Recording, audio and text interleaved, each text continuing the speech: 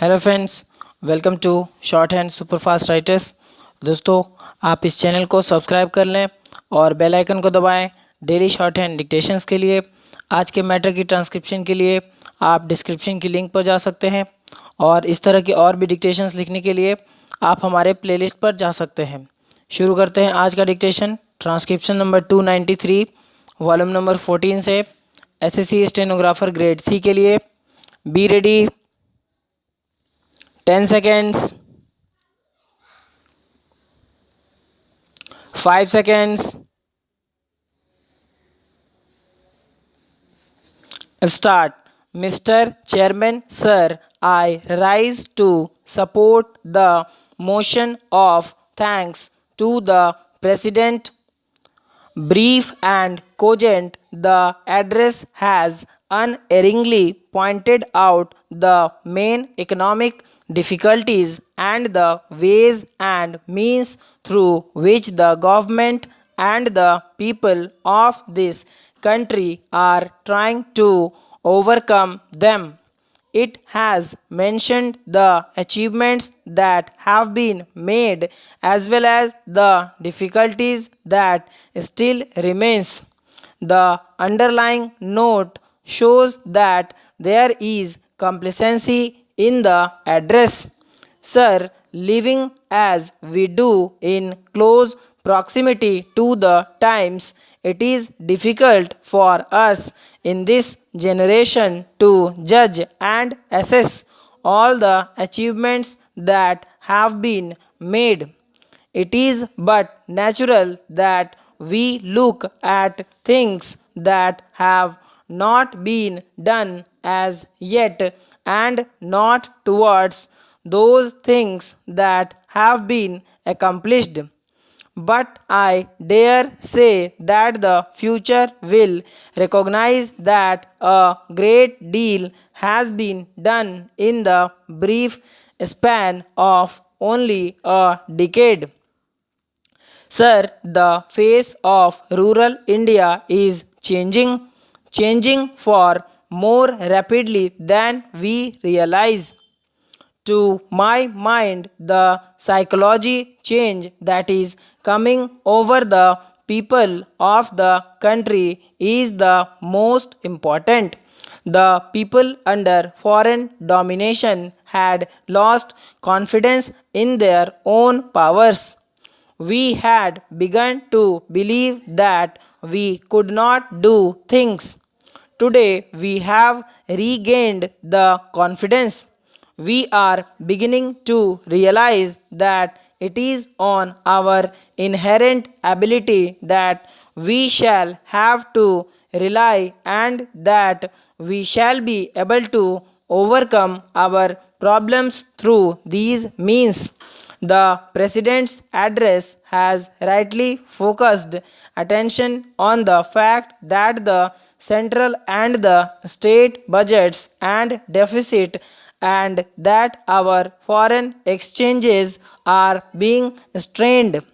At the same time, it is the endeavor of the government to keep to the targets of the 10th plan, sir, in an admittedly backward country which has to develop in many ways. It is natural and absolutely necessary to have deficit financing. But deficit financing has its own concomitant evils, and the inflationary spiral goes up and up if not properly checked. It is obviously the endeavor of the government to keep a balance, to go in for deficit financing when necessary, and at the same time be careful to see that we do not expect greater sacrifice of the present to build up the future. There is one factor which I would like to bring to the notice of the government which is of equal importance. In our zeal to husband our resources and to utilize them to the best of our ability. Let us not do something which may imperil our efforts.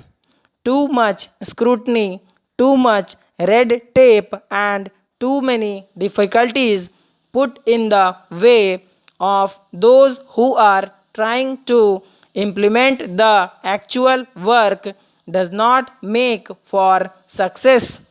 I am speaking not in the air. I am speaking in the light of experience, and I would like to say that it is essential for the success of the 10th plan to see that the authority that implements the plan, a scheme, or a project, whether it be a state government, whether it be a project implementing committee, whether it be a direct official or a local authority or a community project authority down in the district, must have sufficient resources both in money and in materials placed at its disposal in a coordinated manner in time and be able to make such alterations that local needs demand.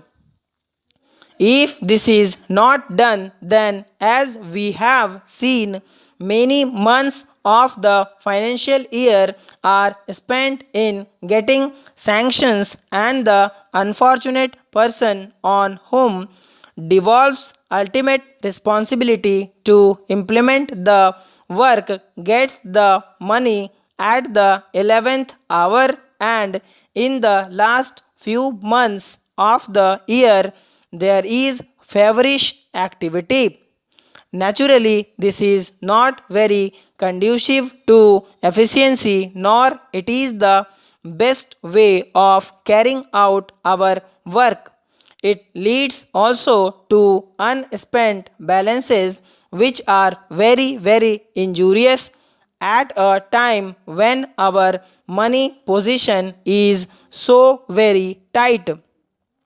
Therefore, it is my earnest appeal to the Treasury benches to avoid this situation, for I know that if we are anxious, they cannot be less anxious than us. In regard to the allocations made by the Planning Commission to the different states, which will be going through the administrative ministries at the center, they should be made in such a manner that the administrative and finance department, that of the center and of the states, do not have two irritant checks at every stage. It is true that in a democratic procedure we have to have certain checks. These are essential, but such checks should not become irritant. It often happens that the authorities which are to bring about enthusiasm to the people in an area have to wait and wait for months while the people lose their enthusiasm. Frustration sets in, and that imperils our plan. The President's address has said that in the first year of the plan we have not been able to go ahead, and the reason given is the state's reorganization. Mr. Chairman, I am placing on the table of the House a notification which makes applicable to the Life Insurance Corporation certain provisions of the Insurance Act.